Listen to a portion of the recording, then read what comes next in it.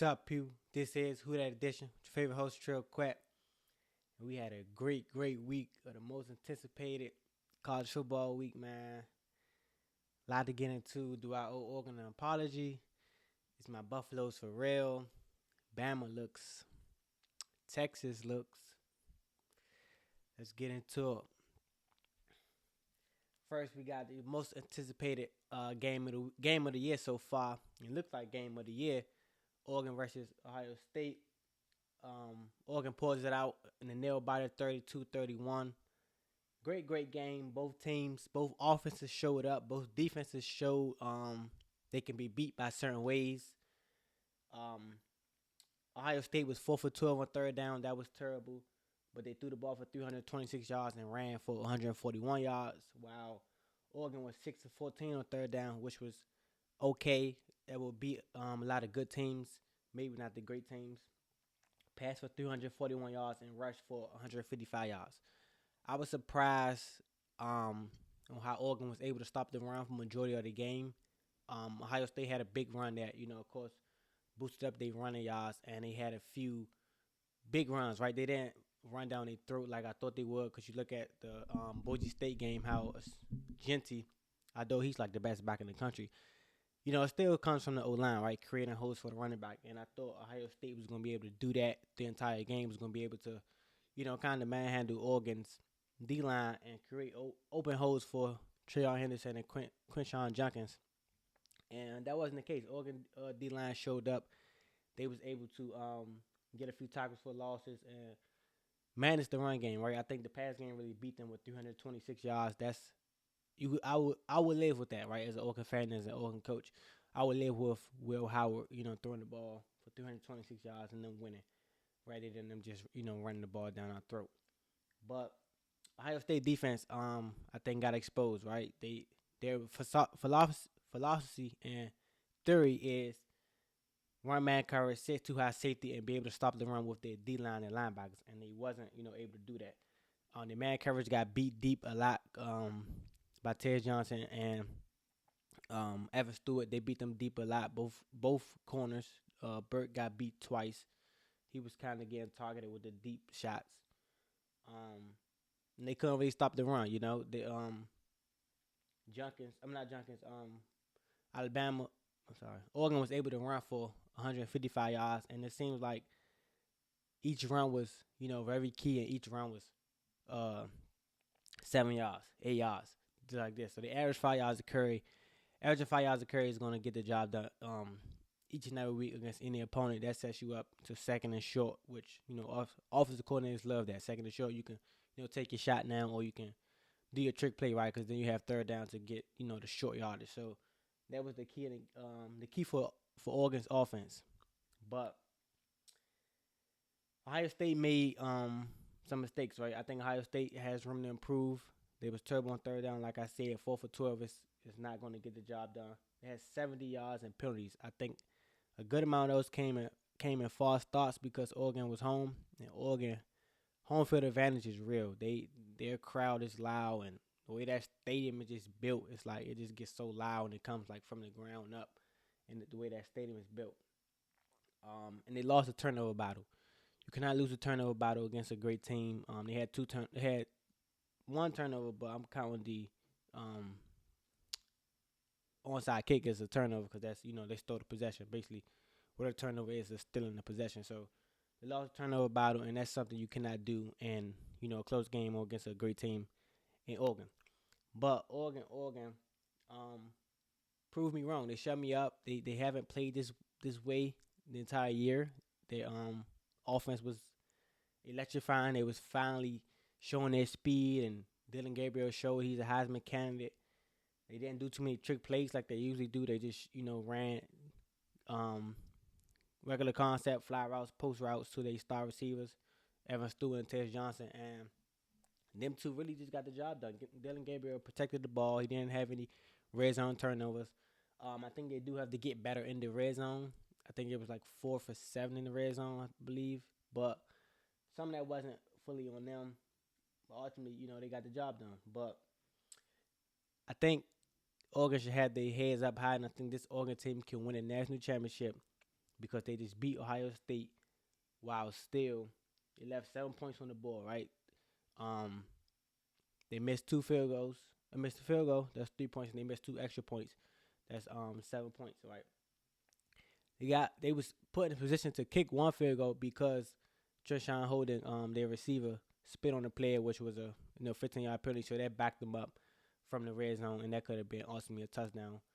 Who knows? And also, Ohio State's first drive was questionable, right? That pass over the middle of the field to the tight end Ferguson. To their tight end was, I think, an interception, and even the broadcasting crew thought it was an interception, but Ohio State got to the ball fast and was able to quick snap it without them being able to review it. So that could have been another interception, another drive or touchdown taken away from Ohio State. And who knows with the momentum in Oregon, how that game would have turned out if that first drive would have been interception in Oregon ball. So Oregon looked good, man. Oregon played like this. The offense being this electrifying, scoring 32 points.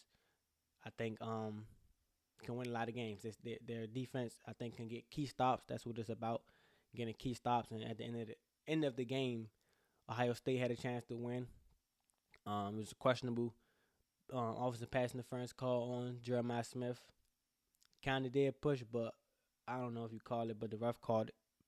And Ohio State didn't get a chance to kick a field goal because Will Howard ran the clock out.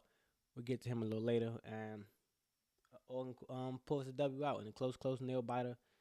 These two look like they can be in the Big Ten championship, so that would be big. Keep an eye on both of these guys' schedule. If they both went out, they should.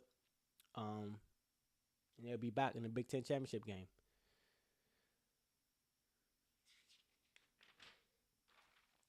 We got Bama versus South Carolina. Bama pulls a nail biter out, 27-25 at home after they let down the Vanderbilt. This was supposed to be Bama game, but they bounced back. They look good, look strong. Showed that last week was a fluke, and they did the complete opposite. Kellen DeBoer, I was high on him this season. I'm not down on him yet. I still am high on him, but these past 2 weeks has been bad. Ever since that Georgia game, he has falling down a lot. Bama defense is terrible and is vulnerable. They allowed 236 passing yards to Sellers, South Carolina quarterback who never threw for 200 yards this season, but he threw for 200 against Alabama. They allowed 132 rush yards, basically to one rusher. No, that's not a lot of rush yards, but it's about when and how do they get the rush yards. They allow 8-minute drive. You cannot allow 8-minute drive that equals a touchdown. That's a lot of time where your star player Jalen Miro is on the bench and where your defense is getting worn out and getting tired. And that's a lot of time possession in favor of South Carolina and not Alabama. And that seems to be the formula for these teams going against Alabama, because Alabama offense is electrifying. They're going to score. They're going to get their big plays. But if you keep on the sideline, what can they do, right? So teams have been just marching, taking all the time off the clock and beating this Bama team. Their defensive backs are not trash, but they can't cover. That's their weakest point on defense. Teams have been targeting them a lot, throwing the ball downfield. Not a lot of short passes you see against Bama because their D-line and linebackers are their best attributes for their defense. But their secondary, they have a lot of true freshmen out there. The continuity, I think, between them guys are not there, and this is the worst the Bama defense has looked for sure in a minute. It's definitely, Saban era defense never really looked at this bad. The defensive backs always was nice, and they always had a lockdown safety or corner, and I don't see either of that this year. Malachi Moore is a good safety, I believe, but he's going to be in coverages a lot. He comes up with tackle well, but in coverage, he gets beat a lot, and he's giving up a lot of big plays as well. But I want to give a shout out to South Carolina's defensive line. They may have the best defensive line in the country.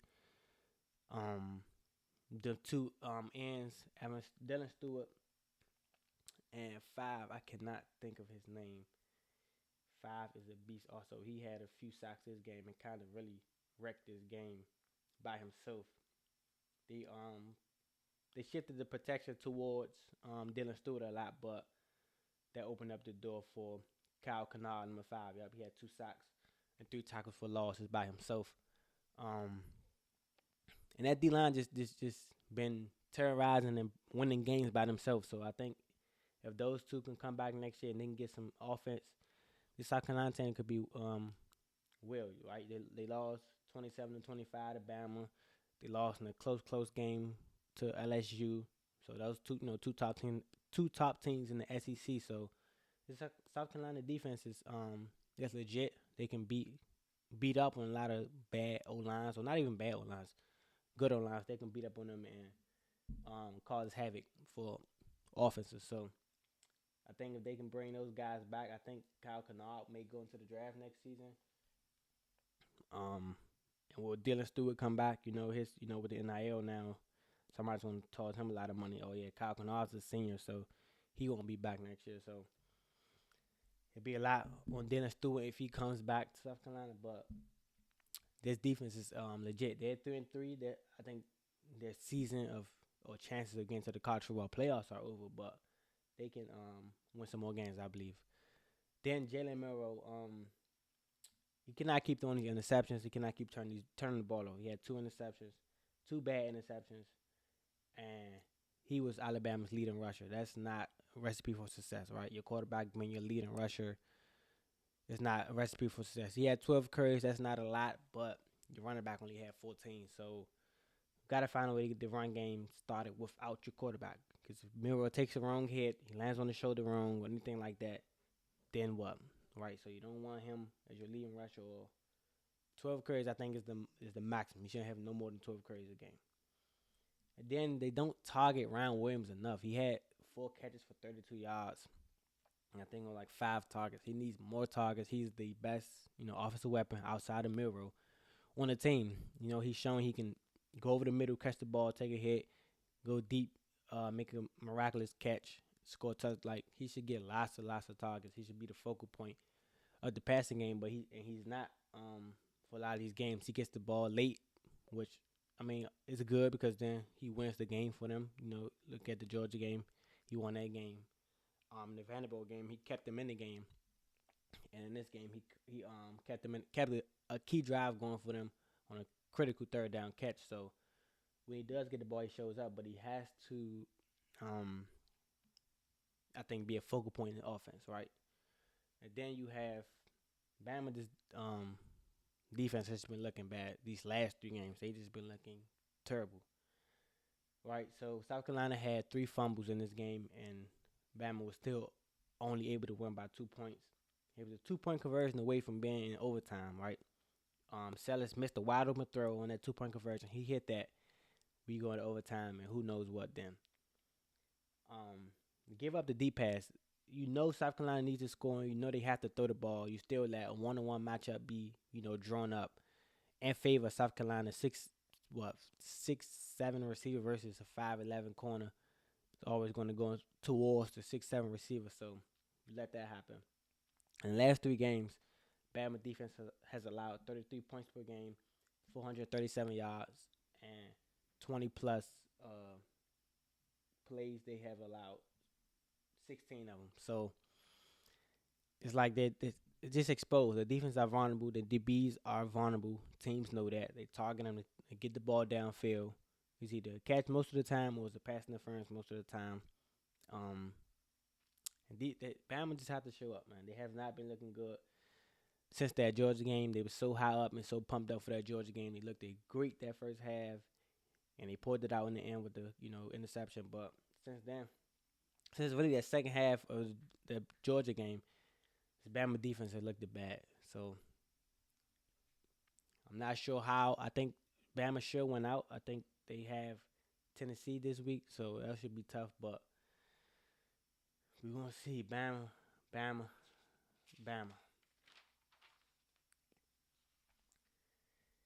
Colorado, K-State. It was at Boulder. Late game. Had all the celebrities on the sideline. Of course, what Prime bring out. Cameron, KD, Russ. Everybody was on the side, man. Everybody was on the sideline.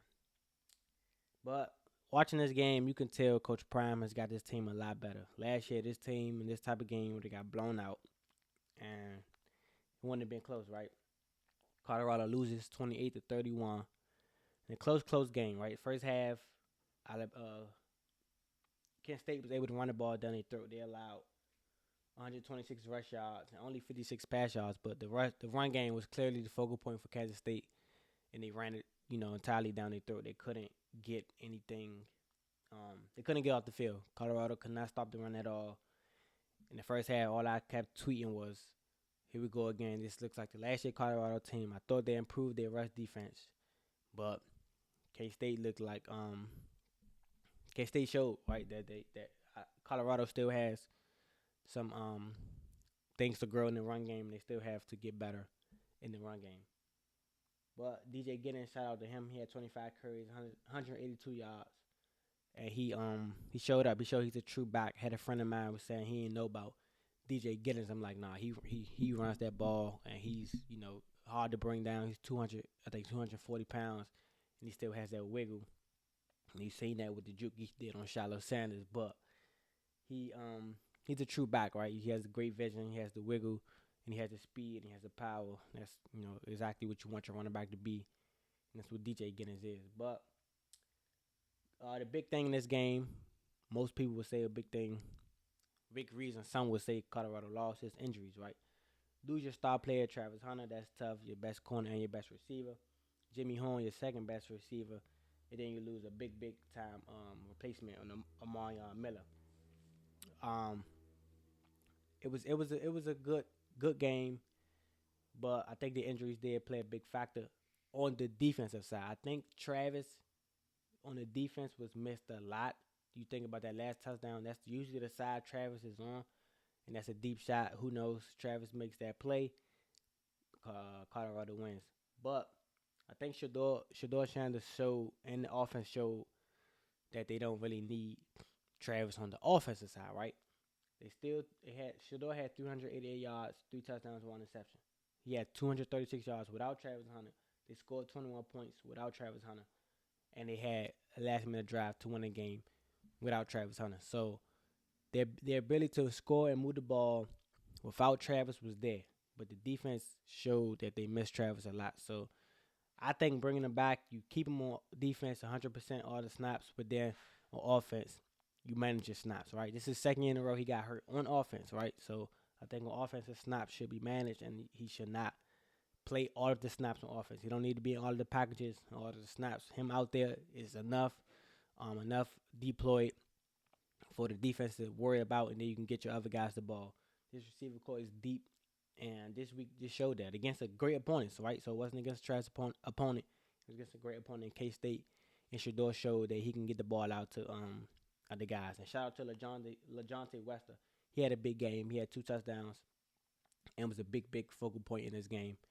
Hopefully, Amarion Miller could come back and Jimmy Horn could come back next game, and definitely coach Travis. But we will see how that them injuries plan out, and how available those guys will be next week as they travel to Arizona.